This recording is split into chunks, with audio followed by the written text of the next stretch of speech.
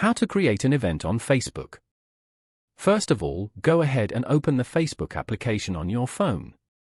You will then be taken to the Facebook homepage. Here, you can view posts from friends and pages that you follow on Facebook. Go to the bottom panel and tap on Menu. Now, tap on Events. Over here, you can explore and view all the ongoing or upcoming events. Go to the top right corner and tap on the plus icon as shown to create an event. Here, give your event a name.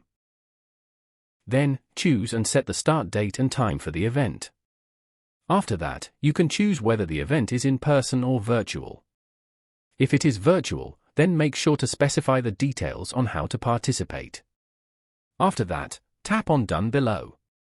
You can also choose who can see and join the event.